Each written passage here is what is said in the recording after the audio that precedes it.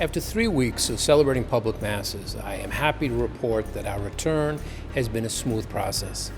We have purposely started slowly with 2 Sunday masses so that we can properly direct our resources to maintaining a safe and clean space. Toward this end, we have asked our plant manager, Alberto Peña, to continue to ensure that our environment is as safe as possible.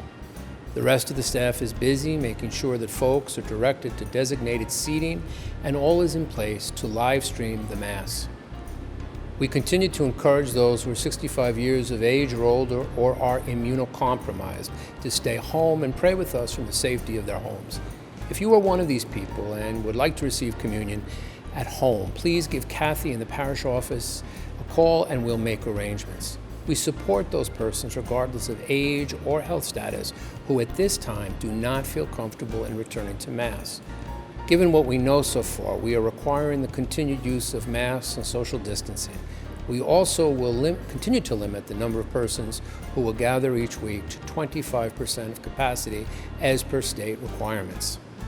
Recognizing the importance of Eucharist in the life of the believer, you may feel more comfortable at the daily Mass Tuesday and Thursday mornings at 8:30 a.m., where numbers are smaller and the time is shorter. Another option is to stagger your Sunday Mass attendance and tune into our live streams. We are scheduling baptisms in a way that accommodates small groups, and we are working with a number of couples to schedule weddings so that social distancing protocols are in place. In other words, we are adapting. The work of the Church continues and will continue. I want to thank each and every person who continues to support us with their prayers and financial offerings. As partners in ministry, you are advancing the mission of the Church each and every day here on East 96th Street. Our doors may have been physically shut for the past several months, but our parish mission has continued throughout this pandemic. In a way, our church was never closed because we all continue to live as a community of faith. It's not easy, especially for a church as social and community-oriented as ours, but we remain a Eucharistic people in spite of the distance.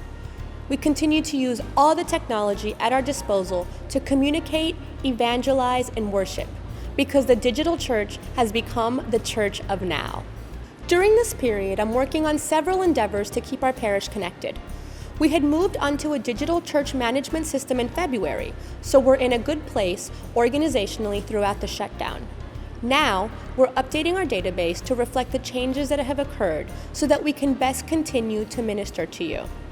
And we're going through our records to personally thank all of you who have continued to give or began giving for the first time.